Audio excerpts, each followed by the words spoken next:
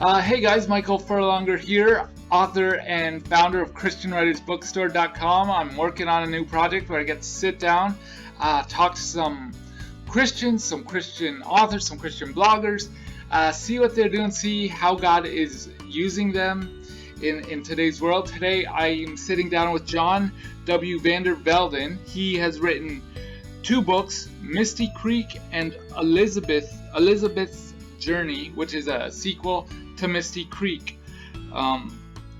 So we're going to get into discussing these books, but I want to talk to him a bit more about his faith. He has quite the story. So first, let's introduce our guest. How are you today, John? I'm very good today, and thank you for asking me to do this. Oh, you're very welcome. I'm glad that you were able to. I know it's a busy time of the year for a lot of people.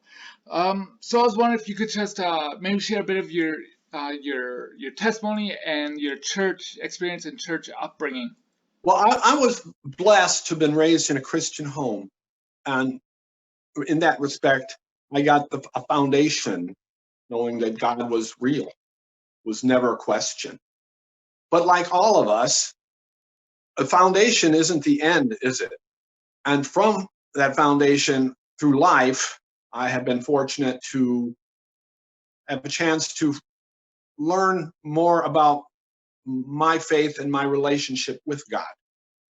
I mean, it would be one thing for someone in their teens to say that. I would be very, very honored or respectful. But when you've passed 60 years, you have a lot of experience. And I find myself very fortunate that through those experiences, I have been able to see the realities of God in ways that some people might not be able to. I have been a farmer. I farmed for 45 years. I was a dairyman during 35 of those years. And there's a reality that's sometimes cut off in a technological world that I had been fortunate enough to have experienced. And in those things and relationships with my wife and family and whatever, my faith has grown. And when it comes to my church, as you've asked, I've been a member at First Presbyterian in a small town not far from here for over 45 years.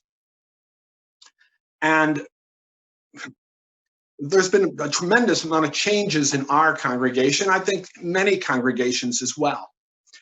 And growing up in a large family, we sat near the back, and we were in some ways almost spectators to what the church was.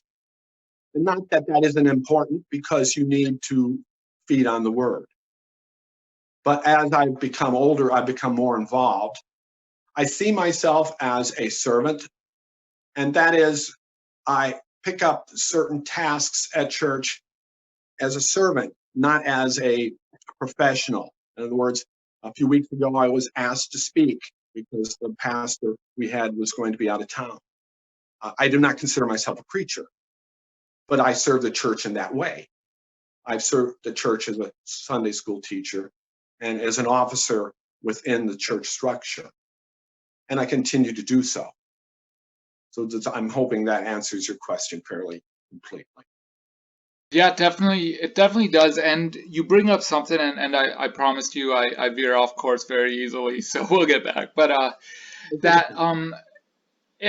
love it when you're able to do more than I don't want to say more than your share, but when the church says we are in need of a pastor or a speaker for this Sunday, or we need a Bible study teacher or whatever. And I think that is a great gifting, like a chameleon. You can fill in those gaps.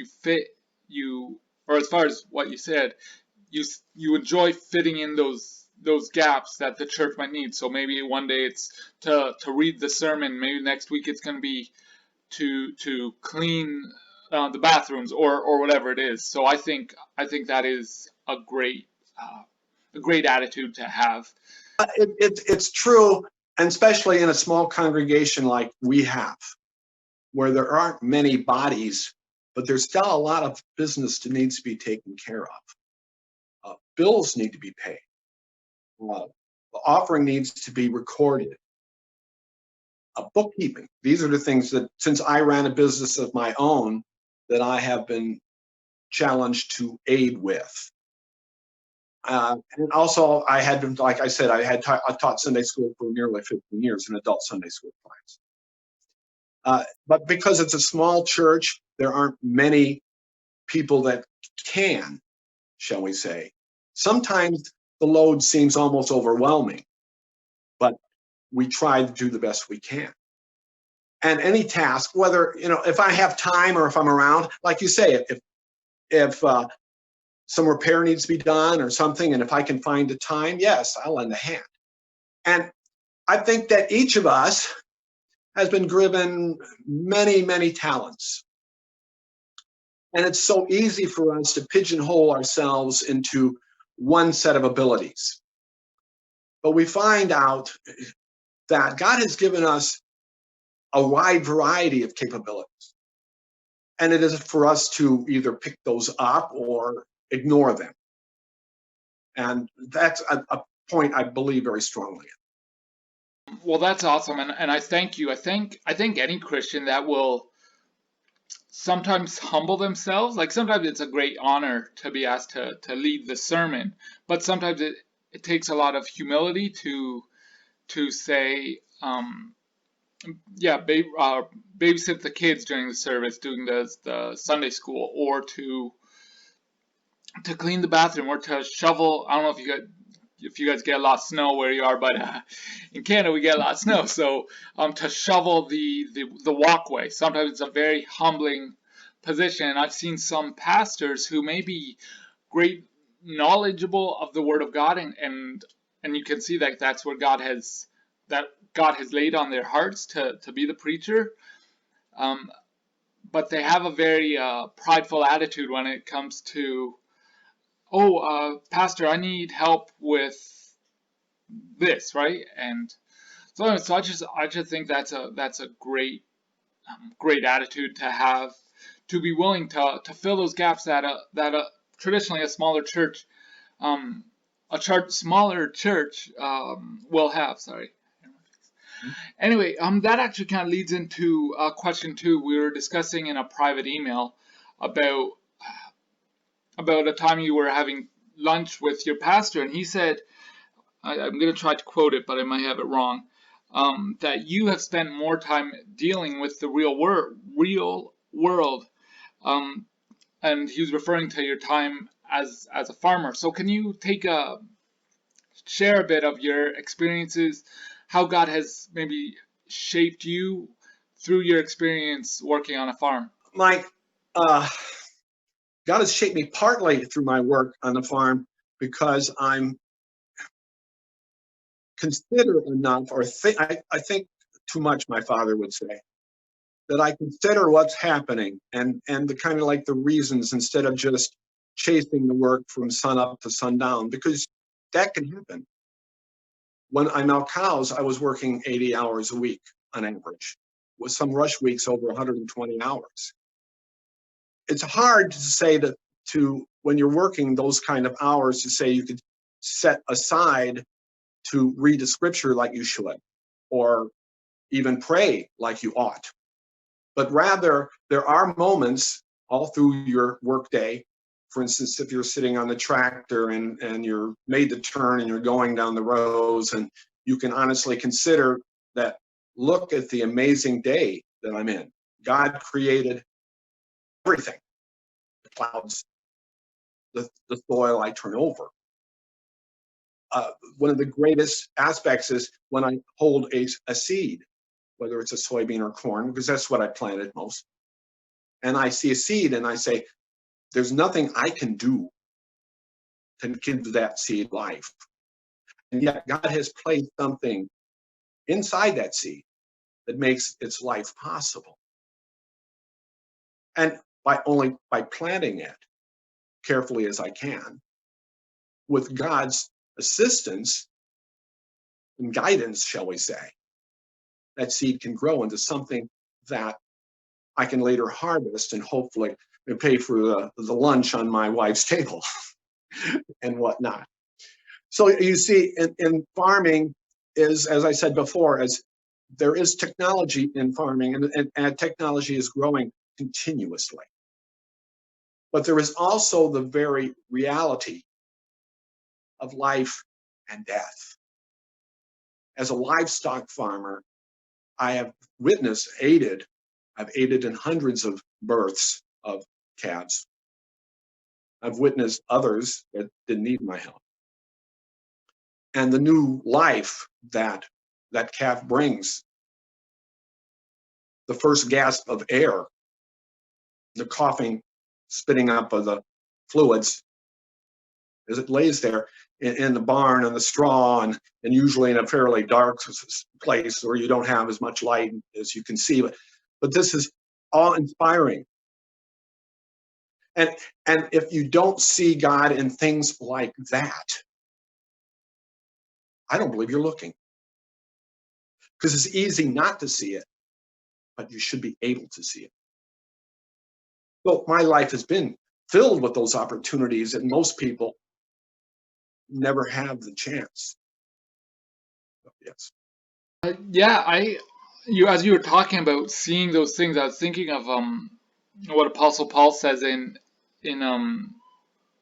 Romans 1, I believe it is, where he said that something about like all of creation is poured out, so nobody is without excuse of acknowledging that there is a God. Now we discussed that.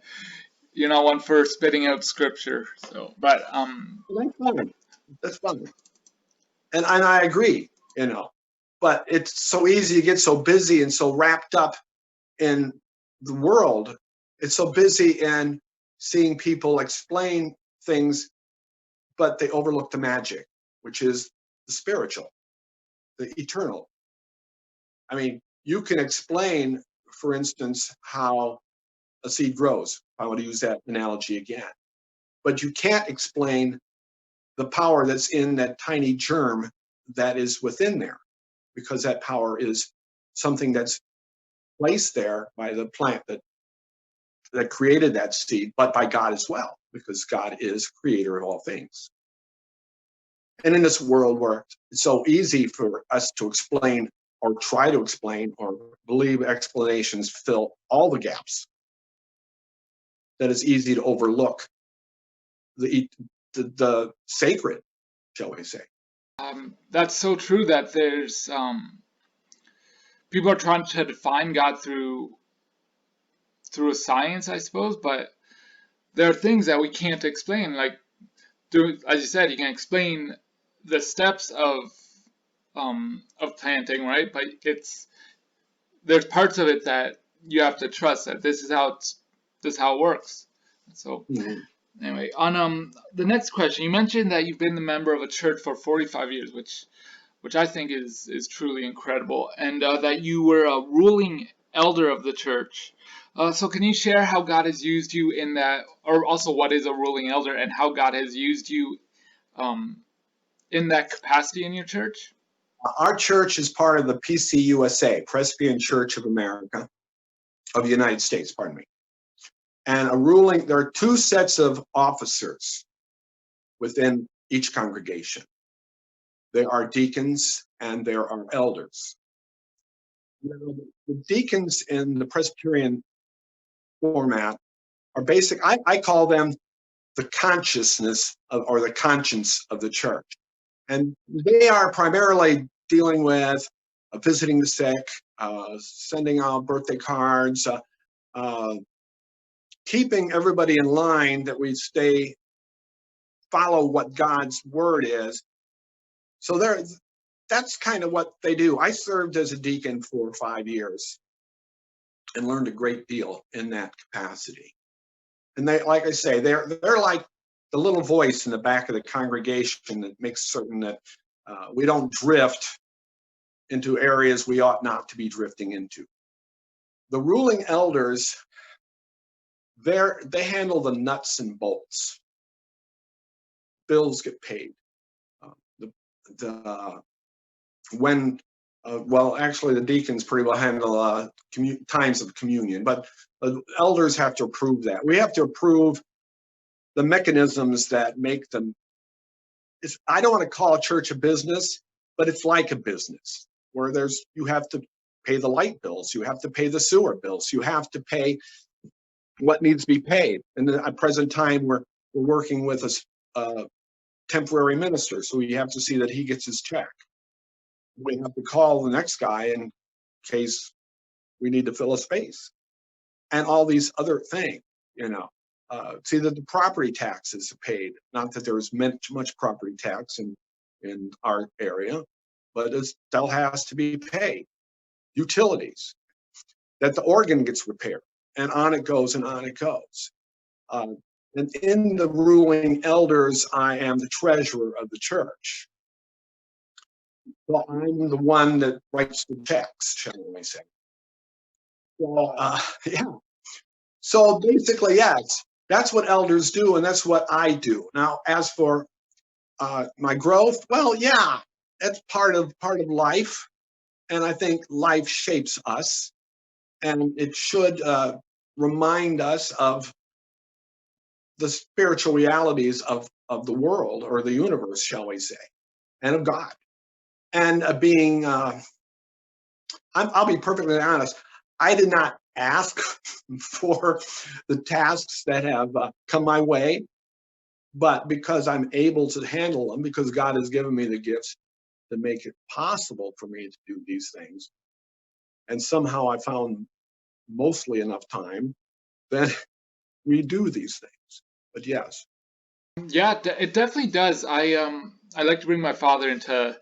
I've been bringing him into a lot of these conversations. That my father is I like reading the Bible more than my father likes to read anything. Mm-hmm. He's only read one of my books, and that was when it was only 27 pages long. But anyway, but he doesn't like reading the Bible, and I'm not judging him. He doesn't like to read. But he is a businessman, and he's so kind. He's so charitable. Like, that's one of the fruits of the Spirit, is the spirit of charity, spirit of giving.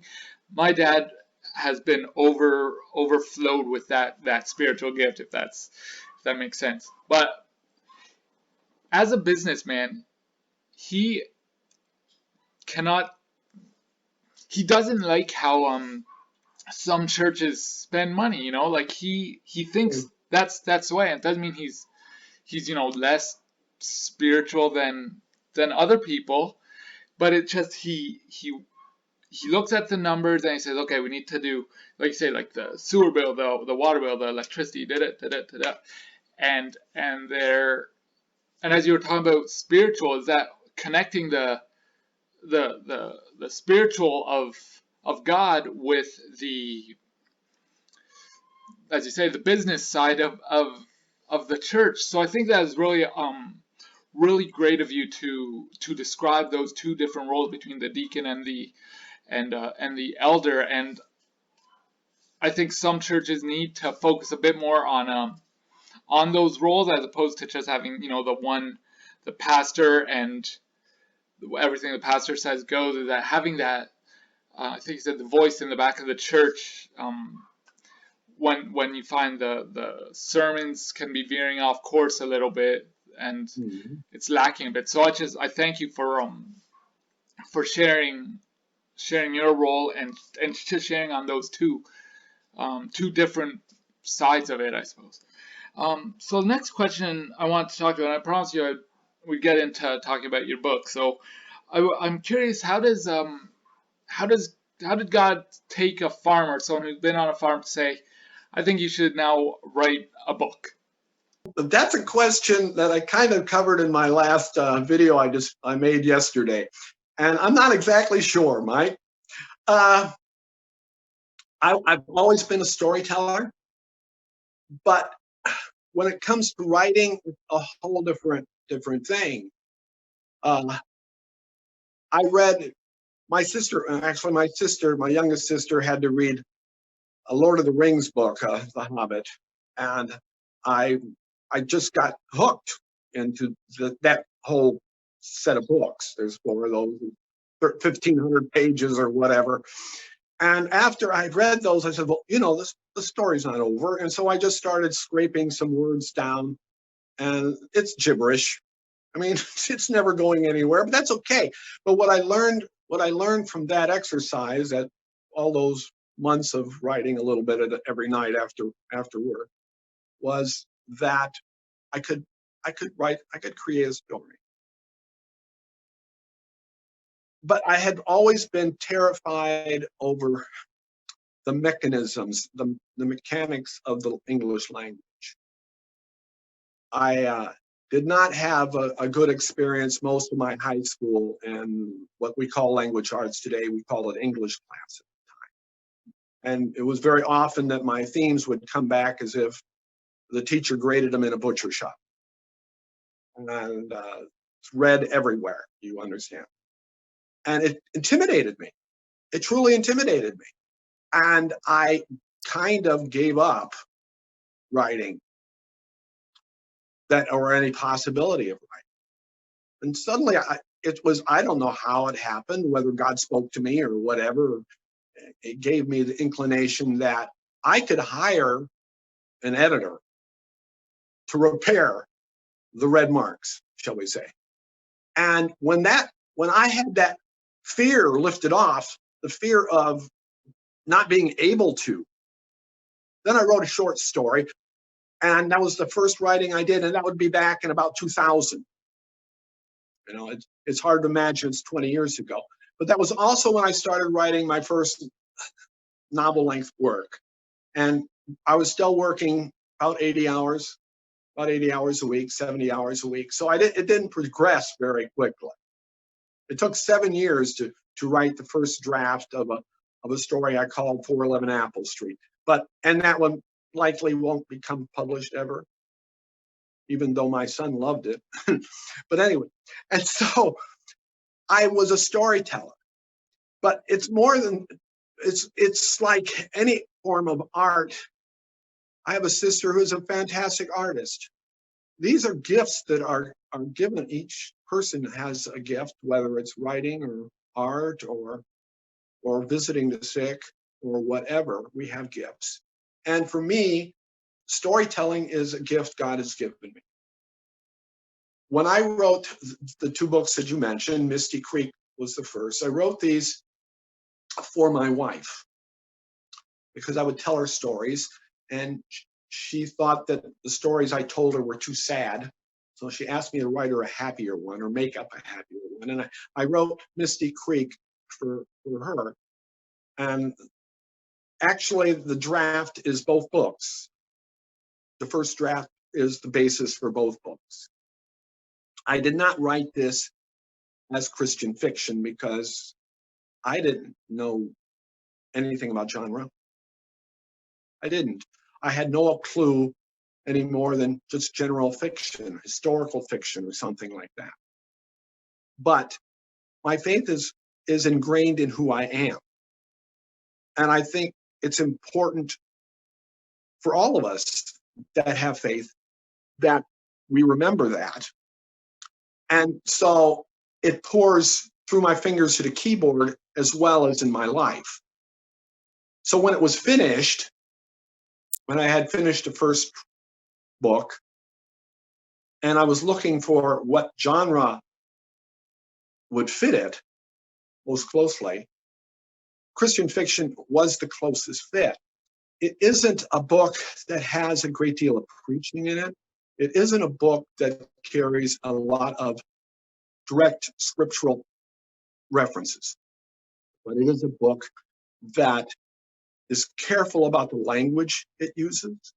It's very careful about the message that is within the story, and all the messages and all the there are some important lessons intertwined in the story. It's people living a Christian life. So it was a kind of story. I met with a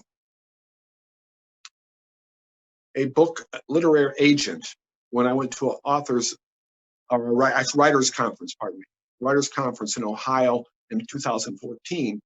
And I said, well, this was Christian fiction, and I pitched this to this agent, and she said, when I was done, I don't represent Christian fiction.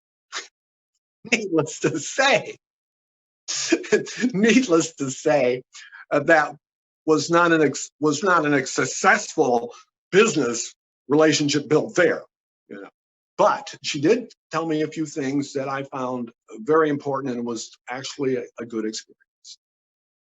And that was one of those points was, if you enjoy the story, then other people will too.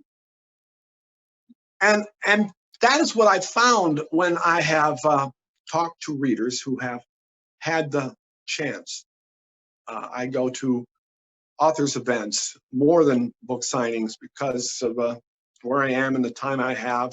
And libraries have been very gracious to offer me an opportunity to speak to people.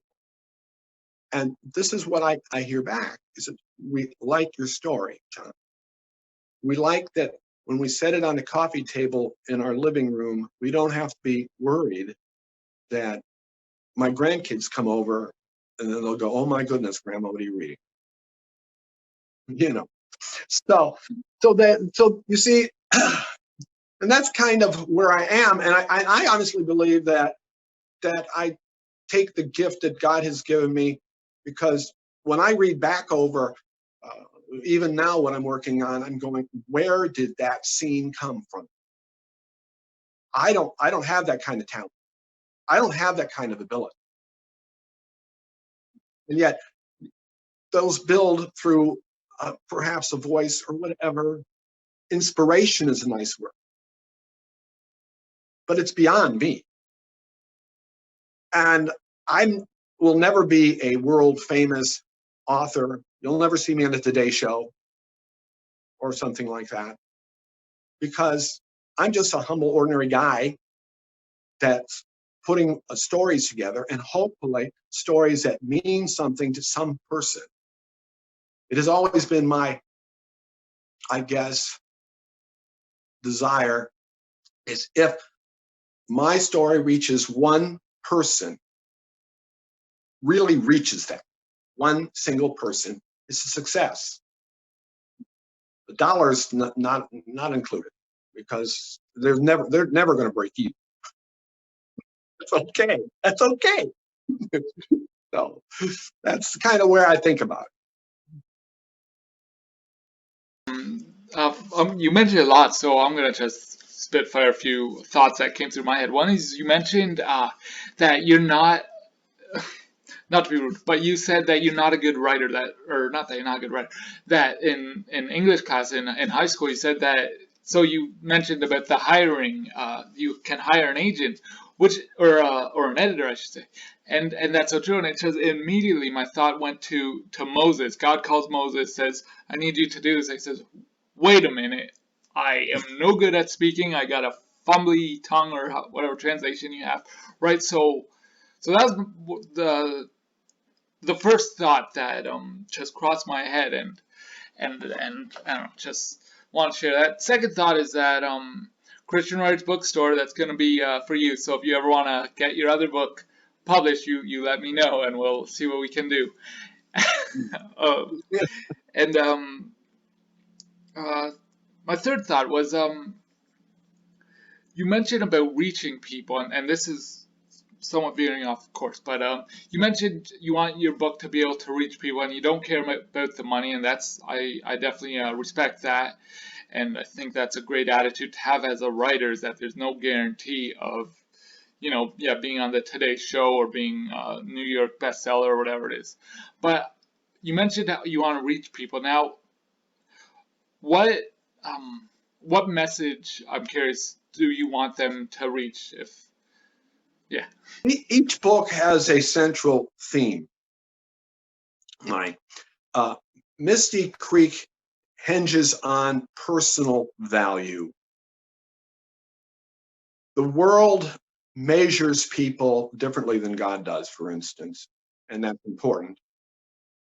And we, on the outside, look at someone and we decide what a person is worth before we even have a chance to know them. And that is a very strong theme throughout the book. Elizabeth's journey is about forgiveness. It's a story that Elizabeth had been terribly, terribly wrong. But she has to come to a point where she can forgive the people that hurt her. And Matthew as well.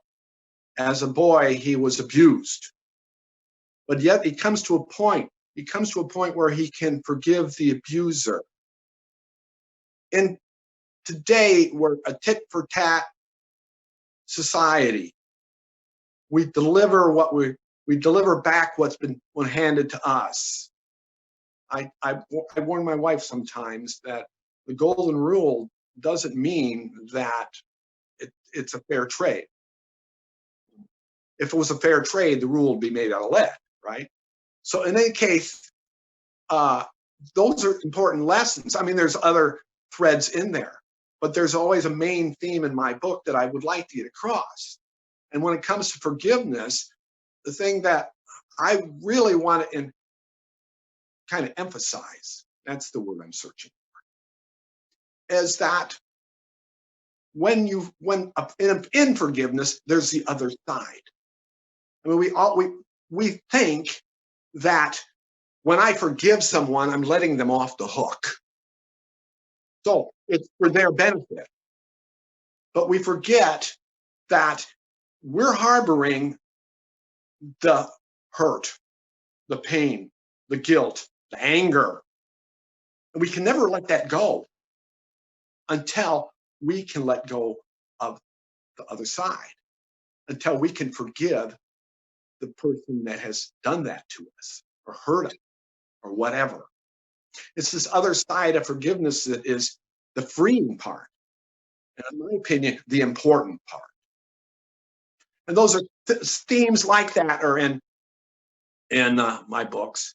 The books now I'm working on now, I'm trying to think what would be the central theme of House on the Lake. Oh, yes, I know. House on the Lakeshore, which will be the third book in the Misty Creek Saga. It's about things that happen or things that you can believe could not possibly happen that do happen. Opportunities come that you will not believe that's possible. In this case, Elizabeth believes certain circumstances completely physically impossible. And in this book, it slowly turns around that happens. God, one character tells Elizabeth that don't limit God to what he can or cannot do. And that is primarily the main thread in that story. Awesome. I think what I'm gathering is your recognition that you don't have to overly preach the message, the gospel message of love and grace and mercy and compassion, but you can still be a Christian. Would you agree with that? I agree with that. And the other thing is on this, Mike, is there are people that won't pick up a Christian fiction, for instance. I've talked to a person at the library that I have no idea why this lady read my book, was on the shelf, and she read my book. And she says, I never would read Christian fiction. She says, but I like this. And so maybe in some respect that a person who's really into Christian fiction really enjoys the scriptural resources that are read through, the almost sermon-like sections that might be in.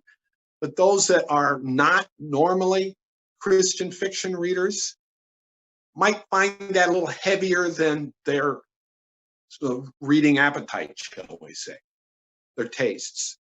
Perhaps a writer like myself can reach someone in a more subtle way to try to pass the Christian message in a way that can reach people that would ordinarily just shut their ears, shall we say, or close their eyes to it. At least it's my hope. Yeah, I totally agree with that. When people can sometimes be quite surprised when they find out who the author is. They'll say, "No, I'm not going to read this author. This is like this Christian fantasy or fiction or whatever, right?" And then they'll read it and they'll be like, "Wow!" And then they're like, "Oh yeah, by the way, that was written by a Christian fantasy writer, fiction writer, or whatever, right?" So anyway, for the sake of time, I'm gonna jump to the next question. You mentioned how you write so that your grandchildren and stuff are not shocked to see it on grandma and granddad's table. So what is your ideal age bracket that you're writing for? Well, I would say, and I've only gathered this from the people I've met and from my beta readers and everything, that the general audience would probably be typically from, say, 36 to 70. Likely women more than men, but I have had talked to men who really were very pleased with the book. I have talked to 20-year-olds that enjoyed the book. But primarily, I would say 36 to 60, 65-year-old women primarily is the main audience. People of that age group are before 50 Shades. You get what I mean here. They're looking for stories that don't carry so much shock and awe, shall we say. Which doesn't mean it doesn't cover important or serious scenes about very difficult or even almost adult actions. Almost. We will hold it at that. But told in a way that isn't meant to overpower the story. I was as I mentioned, I was at a writers' conference, and in our small group, there was one of the authors in this group said that I can't respect an author that doesn't use a certain word. And I told him I won't use that word. So you don't trust me, you don't respect me, that's fine. It's fine. Too often, especially in the broader base of fiction or literature, that certain language is used as a shock effect, shall we say. But after you've used a certain very obscene word 3 times in an entire book, it doesn't have any shock anymore, does it? And too often, to me, it's just a lazy way of writing, because there's other words that can express a similar concept without being crude, And as I've said in my writers group, if something is occurring in a book that adults know about, you don't have to spell it out because adults know about it. And it'll go right past children because you didn't really hardly cover it. You see what I'm saying? So it doesn't have it. I guess the best way I can say it is, when I grew up and we watched thrilling movies, Alfred Hitchcock or whatever, a guy fell off a cliff. He fell off a cliff. And that was it. But now, and the new images in the screen is, we got to watch him all the way down until he hits the pavement. I'm sorry, when he flew off the cliff, I knew what happened. I didn't have to watch him fly all the way down to the pavement. And I think that's the same way with writing. You can write stuff just for the the imprint that makes in your head that you can't put away, shall we say. Or you can be subtle, and the reader understands what's going on and doesn't have to be led all the way down the garden path, shall we say. I think it's an important difference. And my audience wants not to be embarrassed by what's on the page.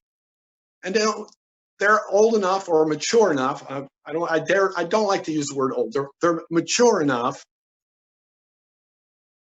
that they know about life and know about people.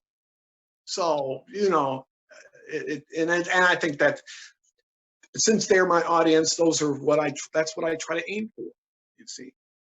And knowing the audience is important. I've been thinking about this interview for some time. I said, I bet she's going to ask me about my audience. How do I describe my audience? And I'm going, they're people like me. They're people like my wife. They're people like my sister. You know, we were raised on To Kill a Mockingbird. I mean, you know, there's serious issues in To Kill a Mockingbird, but there isn't graphic evidence of it. Yeah, I totally agree with one you mentioned about falling off a cliff and stuff. And you know, you watch some of these old westerns and stuff when you know Billy the Kid or whatever shoots the bad guy, and there might be like a splat of like red paint or right, like, but you know what they're trying to do. It might not look overly realistic, but you get what they're trying to do. And with language, you know, like I share this with as a Christian, we are not perfect, and sometimes we will, you know, stub our toe or we'll jam our finger in the drawer or whatever, and we'll say a word that we are otherwise ashamed of. But when it comes to books and movies, I'm watching some of these things. I'm like, that was not necessary. Like I get that you are upset with this situation, but there's so many other words to describe what you're going through that you should try some of them. But so that's just in agreement with what you were saying. Now, the last question I just want to know about what so you've shared your current works and a bit on your upcoming stuff. Do you have anything else that people should be looking forward to? Well, I would hope that people would consider reading Misty Creek to start with, and if they do, will likely go to Elizabeth's Journey. I did not write these intending to write a series, but my readers have kind of coaxed me along. I'm presently, as I was saying, I was writing the third book, and I'm not even sure my readers are going to be really happy with that because it doesn't end where I think they would like it to. I'm about 2 years away from having that ready for publication.